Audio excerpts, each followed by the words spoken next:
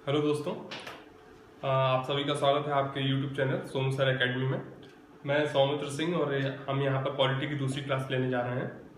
पिछली क्लास में हमने कॉन्स्टिट्यूशन के कुछ अहम तत्व, अहम पहलुओं पे चर्चा की थी। कॉन्स्टिट्यूशन होता क्या है, कॉन्स्टिट्यूशन के प्रकार क्या होते हैं, कॉन्स्टिट्यूशन क्यों जरूरी है एक कंट्री के लिए। हम कैरेक्टरिस्टिक जो विशेषताएं हैं कॉन्स्टिट्यूशन की, वहां तक हम पहुंच गए थे। आज हम चर्चा करेंगे संविधान सभा के बारे में। संविधान सभा कॉन्स्टिट्यूशन का सबसे महत्वपूर्ण भाग है और कॉम्पिटिटिव एग्जाम में सबसे ज्यादा क्वेश्चन अगर पूछे गए तो वो संविधान सभा में से पूछे गए। तो हम आज इसके बहुत डीप में जाके इसकी चर्चा करेंगे ताकि आपको कोई वहां पर क्वेश्चन बनता है किसी भी प्रकार का तो आपको इसमें कोई भी प्रकार की दिक्कत ना हो। उसके बाद हम कॉन्स्टिट्यूशन की कुछ अन्य विशेषताओं पर चर्चा करेंगे। तो चलिए स्टार्ट करते हैं। जैसे कि हमने पिछले उसमें एक ओवरव्यू लिया था कि है ना, कॉन्स्टिट्यूशन असेंबली संविधान सभा का गठन 6 दिसंबर 1946 को हुआ। मगर क्यों हुआ, कब हुआ और किसने शुरुआत करी कॉन्स्टिट्यूशन असेंबली की, इन सब के बारे में आज हम जानेंगे। तो कॉन्स्टिट्यूशन असेंबली संविधान सभा का जो सबसे पहले चर्चा करी कि है ना, भारत के लिए, हिंदुस्तान के लिए एक संविधान सभा का गठन होना चाहिए, ये किसने करी?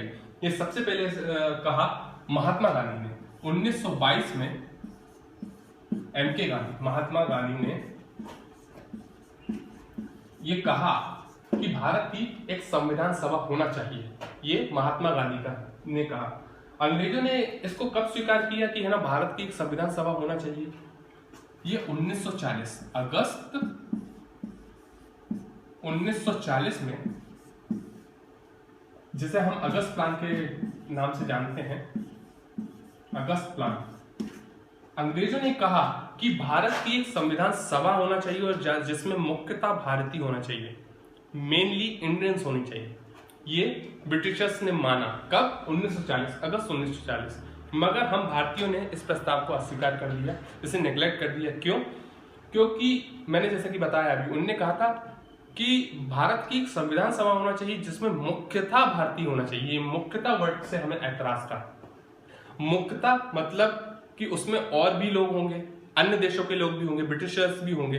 तो भारतीय ये चाहते थे कि संविधान सभा हो, उसमें पूरे के पूरे सदस्य भारतीय हों। इसलिए हमने इस प्रस्ताव को अस्वीकार कर दिया था कि संविधान सभा होगी, उसमें पूरे के पूरे भारतीय होंगे। और जबकि अगस्त प्लान के हिसाब से उसमें मुख्यतः भारतीय, यानी उसमें अन्य ब्रिटिशर्स भी हिस्सा लेंगे। फिर इसके बाद 1942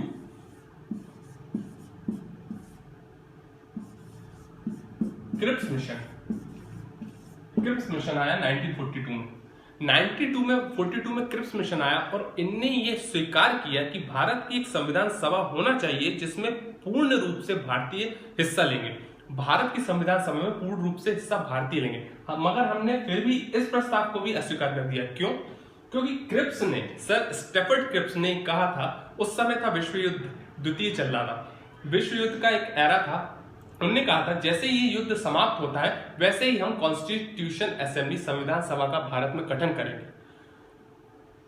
तो इसको महात्मा गांधी ने पोस्ट आउटडेटेड चेक की संज्ञा दे दी थी, एक दिवालिया बैंक के चेक की संज्ञा दे दी थी, जिसका कोई ये श्योरिटी नहीं थी कि ये चेक जाके आगे क्लियर होगा कि नहीं होगा। युद्ध समाप्त होगा, युद्ध के बाद हम संविधान सभा का गठन करेंगे। तो इसको महात्मा गांधी ने पोस्ट आउटडेटेड चेक की संज्ञा दे दी थी, क्योंकि ऐसा हमारे साथ पहले भी हो चुका था। जो फर्स्ट वर्ल्ड वॉर के दौरान भी ब्रिटिशर्स ने हमारे संग ऐसा करा था कि हम ये वर्ल्ड वॉर खत्म हो जाए, इसके बाद हम कॉन्स्टिट्यूशन असेंबली का गठन को मंजूरी देंगे। तो ये दूसरे विश्व युद्ध के दौरान भी ऐसे ही कर रहे थे। तो इसको महात्मा गांधी ने इसे भी अस्वीकार कर दिया था 1942 में। क्रिप्स मिशन भी फेल रहा था। इसके बाद विश्व युद्ध, सेकेंड वर्ल्ड वॉर एंड हुआ, विश्व युद्ध खत्म हुआ और ब्रिटेन में कैलमट एटली प्रधानमंत्री बने। विश्व युद्ध द्वितीय के खत्म होने के बाद कैलमट एटली ब्रिटेन के प्रधानमंत्री बने और उन्होंने भारत में 3 सदस्यीय एक कैबिनेट मिशन भेजा।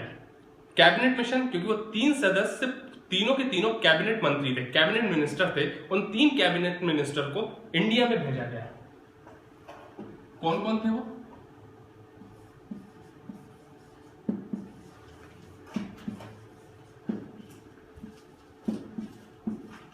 इसमें से जो पहले थे, इसमें थे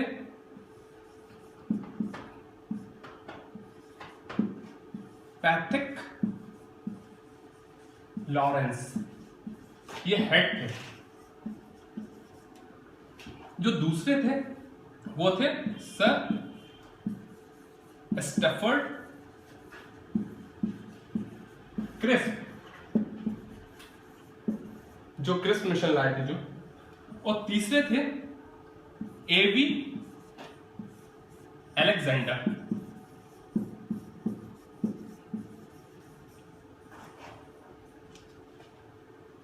एबी अलेक्जेंडर।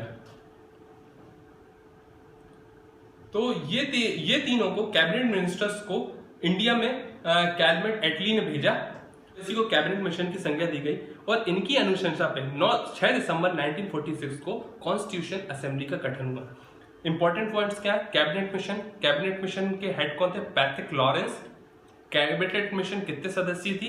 3 सदस्य, 3 मेंबर्स थे इसमें, और इसी की अनुशंसा पे कैबिनेट कॉन्स्टिट्यूशन असेंबली का गठन हुआ 6 दिसंबर 1946 को।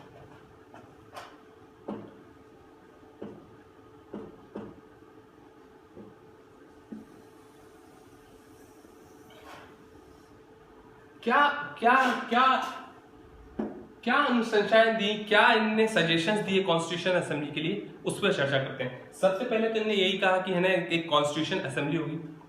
कॉन्स्टिट्यूशन असेंबली के मेंबर कितने होंगे और वो कहां कहां से चुने जाएंगे, ये भी कैबिनेट मिशन ने बताया।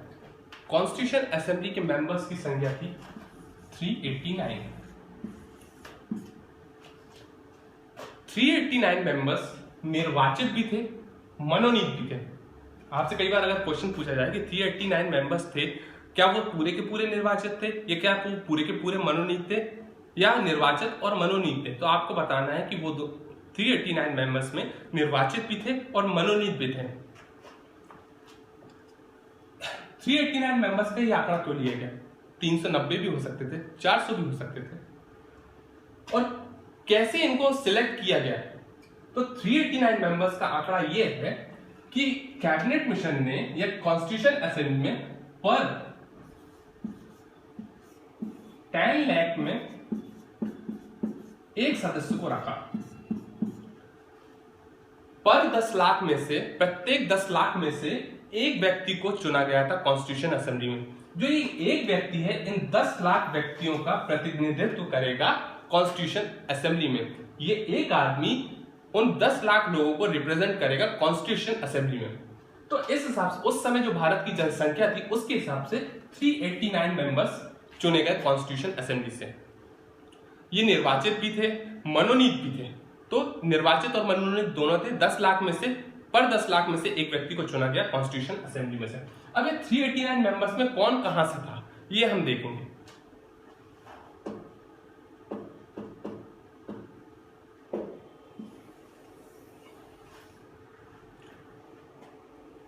389 मेंबर्स,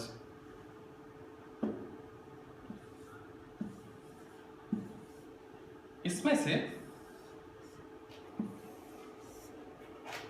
जो 296 मेंबर थे, 296 मेंबर्स ये थे यूनियन प्रोविजन से, यूनियन प्रोविंस, और ये जो थे 93 मेंबर्स ये थे प्रिंसली स्टेट से, देसी रियासतों से।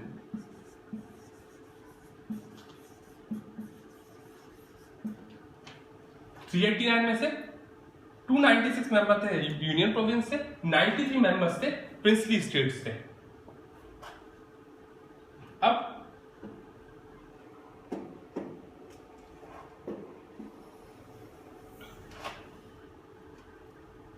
जो ये 296 मेंबर थे जो कि थे यूनियन प्रोविंस से 296 मेंबर्स, इनको भी दो पार्ट से ही लिया, इनको दो पार्ट से लिया गया था। 296 मेंबर्स में से जो 292 थे वो थे ब्रिटिश प्रोविंस से,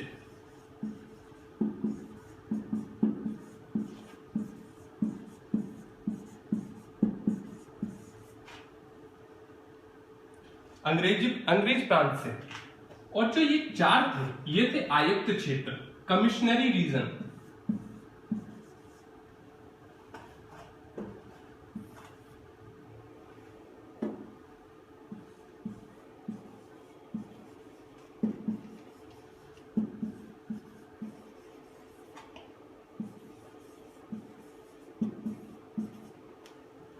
टू 92 थे ब्रिटिश प्रोविंस, 4 थे कमिश्नरी रीजन थे, और ये दोनों मिला के 296 होते थे, जिसको कहते थे यूनियन प्रोविंस। क्या अंतर था इनमें? यूनियन प्रोविंस वो क्षेत्र था पूरा का पूरा जो सीधे ब्रिटिशर्स के अधीन था, मगर इसमें भी कुछ अलग अलग चीजें थी।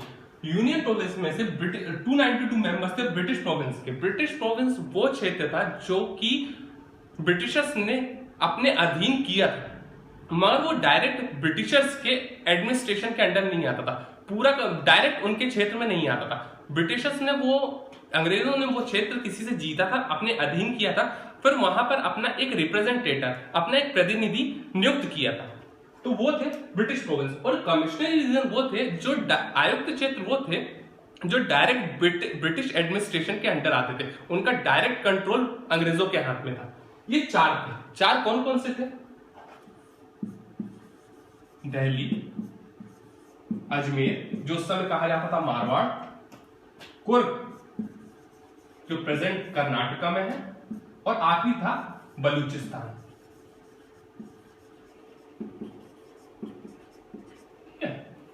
तो दिल्ली, अजमेर, कुर्ग और बलूचिस्तान ये 4 कमिश्नरी रीजन थे, आयुक्त क्षेत्र थे। 292 ब्रिटिश प्रोविंस से दोनों मिला के 296 यूनियन प्रोविंस होते थे। 389 में से 296 यूनियन प्रोविंस से थे, 93 प्रिंसली स्टेट से थे, देसी रियासतों से थे। तो टोटल मिला के होते थे 389 मेंबर्स।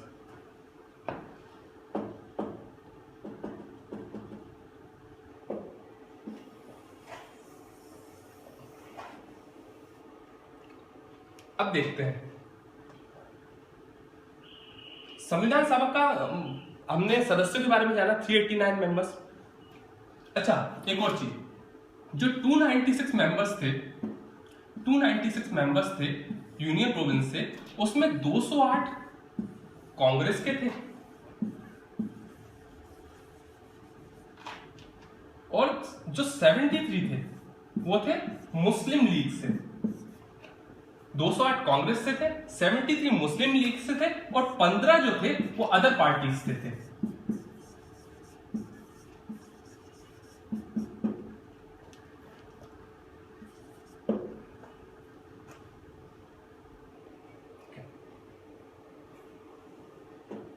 इसको भी आप बाद में ठीक है। 208 कांग्रेस से थे और 73 अपना मुस्लिम लीग से थे। तो ये थे सदस्यों की संख्या। अब संविधान सभा का गठन किस तारीख को हुआ? 6 दिसंबर 1946 को, सब जानते हैं। जो पहली बैठक हुई, पहला सेशन हुआ संविधान सभा का, पहला सेशन वो हुआ 9 दिसंबर 1946 को, 9 दिसंबर 1946 को। और इसमें चेयरपर्सन थे जो वो थे सच्चिदानंद सिन्हा।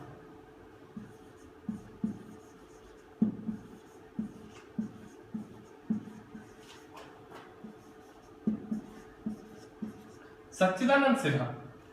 पहला सेशन कब हुआ? 9 दिसंबर 1946 को। चेयरपर्सन कौन था? सच्चिदानंद सिन्हा। और इसमें 207 लोगों ने हिस्सा लिया था, 207 मेंबर्स ने हिस्सा लिया था। अब आप कहेंगे 389 मेंबर्स हैं, सिर्फ 207 लोगों ने हिस्सा क्यों लिया था? क्योंकि जो संविधान सभा की पहला सेशन था, पहली मीटिंग थी, पहली सभा थी, उसमें मुस्लिम लीग ने हिस्सा नहीं लिया था। मुस्लिम लीग ने उसका विरोध किया था, मुस्लिम लीग ने विरोध किया था और कुछ देसी रियासतों ने विरोध किया था। तो कुल मिलाकर सदस्य जिसने पहले सेशन में हिस्सा लिया था वो थे 207। मुस्लिम लीग ने संविधान सभा का विरोध किया, उनने पहले सेशन में हिस्सा नहीं लिया। इस पे चर्चिल ने एक स्टेटमेंट दिया था कि संविधान सभा की बैठक एक ऐसी शादी प्रतीत होती है जिसकी दुल्हन ही गायब है। A marriage ceremony without a bride, ये संज्ञा दी थी चर्चिल ने संविधान सभा को। ये था पहला सेशन। अच्छा, चेयरपर्सन जो थे सच्चिदानंद सिन्हा, ये टेम्परेरी चेयरपर्सन थे, ये परमानेंट नहीं थे, टेम्परेरी थे। संविधान सभा का जो सेकंड सेशन हुआ, सेकंड मीटिंग हुई, वो हुई 11 दिसंबर 1946 को, 11 दिसंबर 1946 को। और इसमें जो चेयरपर्सन थे वो थे डॉक्टर राजेंद्र प्रसाद, ये बिहार के थे।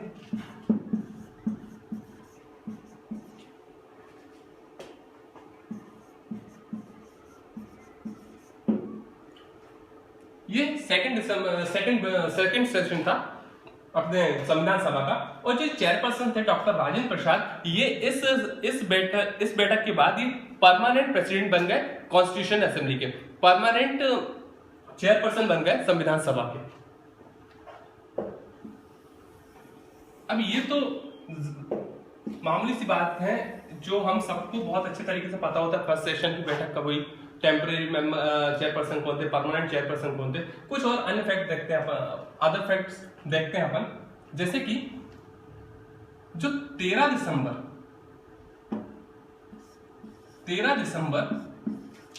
1946, यहां पर इस दिन एक प्रस्ताव लाया गया जिसे कहा गया उद्देश्य प्रस्ताव, ऑब्जेक्टिव रेजोल्यूशन।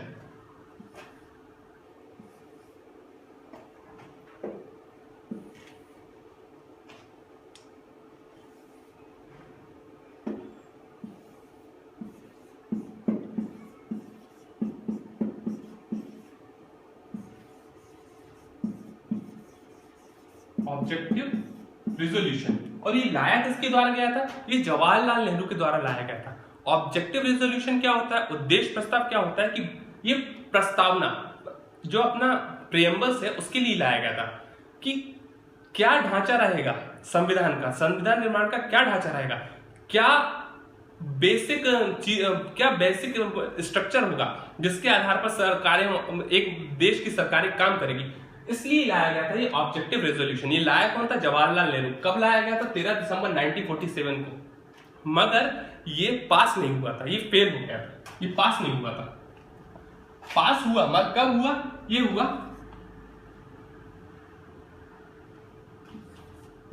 22 जनवरी 1947। 22 जनवरी 1947 को ये पास हुआ। तो ये बहुत जरूरी है। उद्देश्य प्रस्ताव, ऑब्जेक्टिव रेजोल्यूशन 13 दिसंबर 1946 को लाया गया और 22 जनवरी 1947 को ये पास हुआ। अब कई बार पूछा जाता है कि है ना संविधान सभा में महिलाओं की संख्या कितनी थी, ये भी जरूरी होता है। किसी किसी बुक में 9 दिया रहता है, किसी किसी में 15 दिया रहता है। क्या डिफरेंस है 9 और 15 के बीच? क्या हुआ था, जो फर्स्ट सेशन हुआ था संविधान सभा का, कब हुआ था, 6 दिसंबर 1946 को। इसमें जो महिलाओं की संख्या थी वो थी 9। पहले सेशन में महिलाओं की संख्या थी 9, मगर अगर आपसे टोटल कॉन्स्टिट्यूशन असेंबली में टोटल महिलाएं पूछी जाए तो टोटल महिलाएं कितनी थी, 15। टोटल वुमेन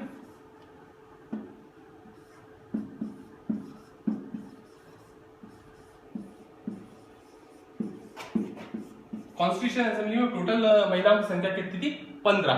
जिस एक क्वेश्चन यही पूछा जा सकता है कि इन कॉन्स्टिट्यूशन असेंबली में जो महिलाएं थी टोटल 15, उसमें एकमात्र मुस्लिम महिला कौन सी थी, एकमात्र मुस्लिम महिला तो ये थी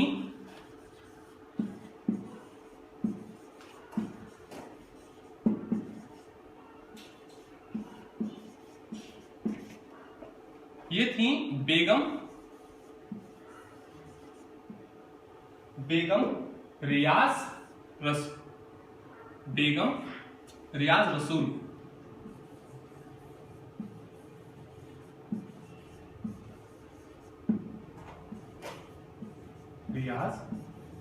रसूल। ये थी एकमात्र महिला मुस्लिम महिला जो संविधान सभा की थी वो थी बेगम रियाज रसूल। अब आगे देखते हैं। तो हमने क्या क्या देखा, कॉन्स्टिट्यूशन असेंबली कैसे आई यहाँ पर इंडिया में, कैबिनेट मिशन के द्वारा। कब गठन हुआ, 6 दिसंबर 1946 को। पहला सेशन हुआ 9 दिसंबर 1946 को, जिसमें थे उसके टेम्पररी प्रेसिडेंट थे, चेयरपर्सन थे डॉक्टर सच्चिदानंद Sinha.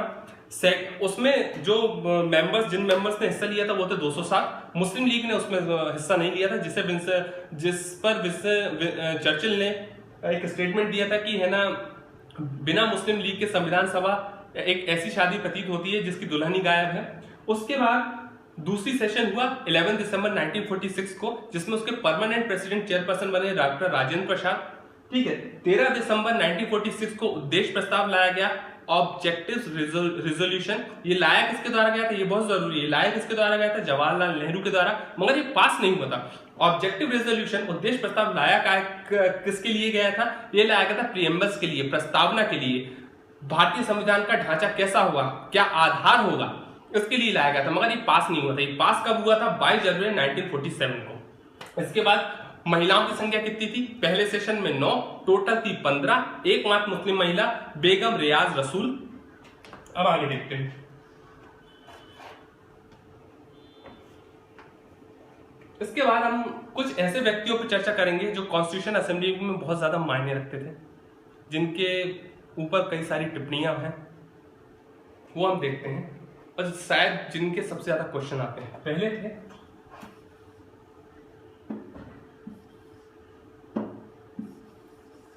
BN. Rao.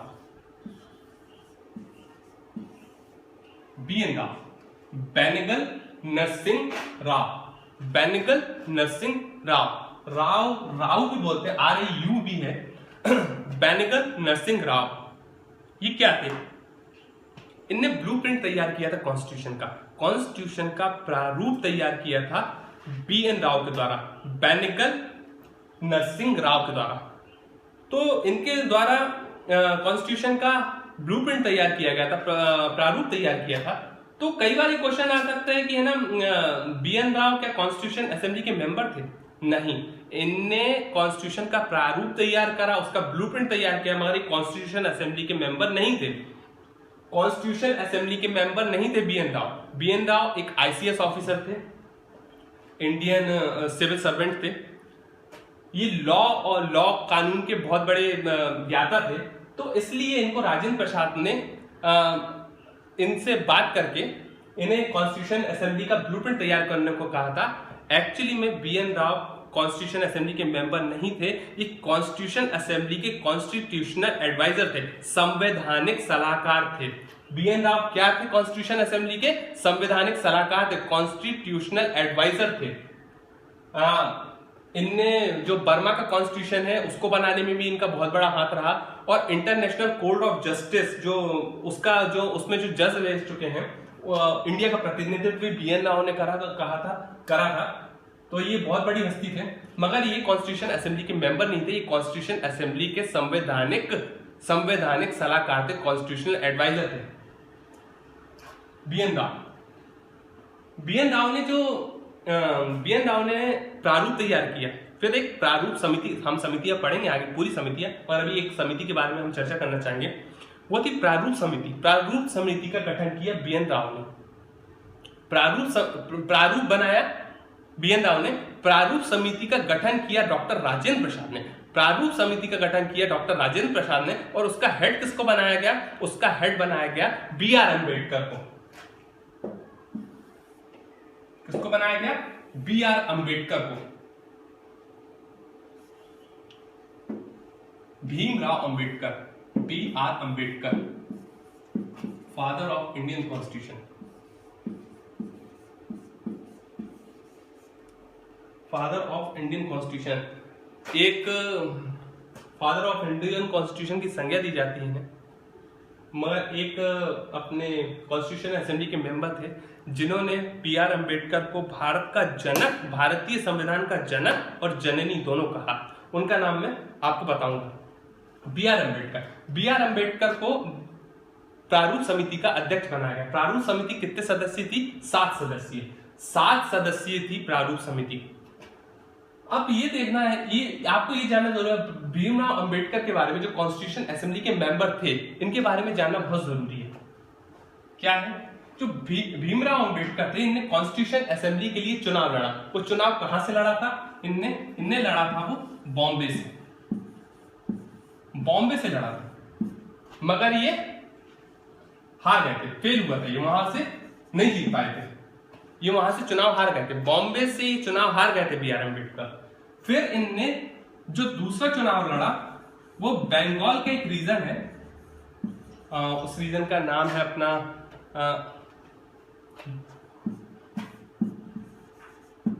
जयसुर coulomb, जयसुर coulomb, Bengal के एक रीजन जयसुर कुलम से फिर इन्होंने चुनाव लड़ा।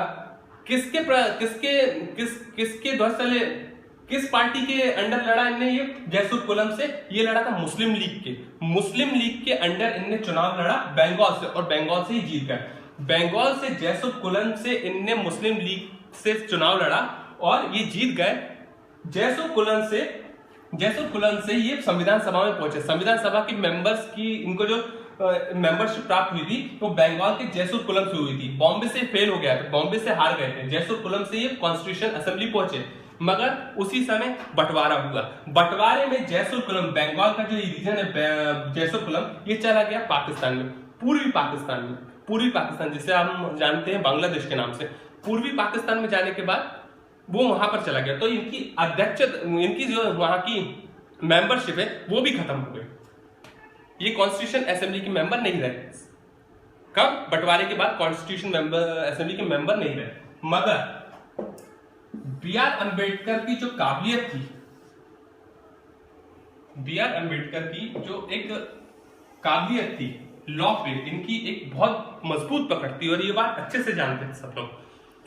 तो जबकि कॉन्स्टिट्यूशन असेंबली के मेंबर नहीं रहे थे, BN राव ने, बेनेगल नरसिंह राव ने डॉक्टर राजेंद्र प्रसाद से बात करके कि अगर हमें कॉन्स्टिट्यूशन का निर्माण करना है तो हमें इनकी बहुत ज्यादा जरूरत है। BN राव के कहने पर डॉक्टर राजेंद्र प्रसाद ने बॉम्बे के PM, बॉम्बे के प्राइम मिनिस्टर उस समय हुआ करते थे बीजी खेर से कहा कि बीजी खेर से इस संदर्भ में उनसे बात करी, इस मैटर पे उनसे बात करी, और बीजी खेर के एक बॉम्बे से जो मेंबर थे कॉन्स्टिट्यूशन असेंबली के, उनका नाम था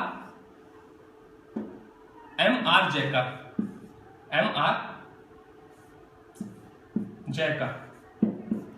ये कॉन्स्टिट्यूशन असेंबली के मेंबर थे। कहां से थे? बॉम्बे से। बीजी खेर के कहने पर इनने सदस्यता से इस्तीफा दिया और इस सीट से BR अम्बेडकर को सदस्य चुना गया कॉन्स्टिट्यूशन असेंबली का। समझ में आई? BR अम्बेडकर ने कहां से चुनाव लड़ा था? बॉम्बे से, वहां से वो हार गए थे।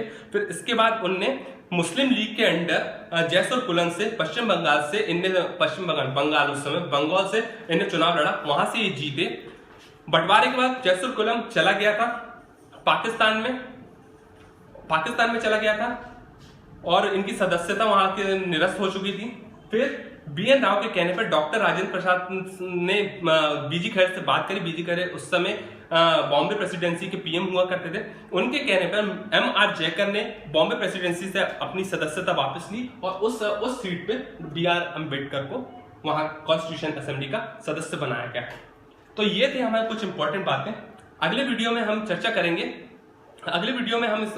करेंगे कॉन्स्टिट्यूशन की कुछ इंपॉर्टेंट समितियों के बारे में, और क्या क्या दिक्कतें आई और क्या क्या अलग फैक्ट्स, कुछ ऐसे फैक्ट्स जो एग्जाम में कई बार पूछ लिए जाते हैं और स्टूडेंट उतने डीप में नहीं जा पाते, तो हम उनके बारे में भी चर्चा करेंगे। Thank you.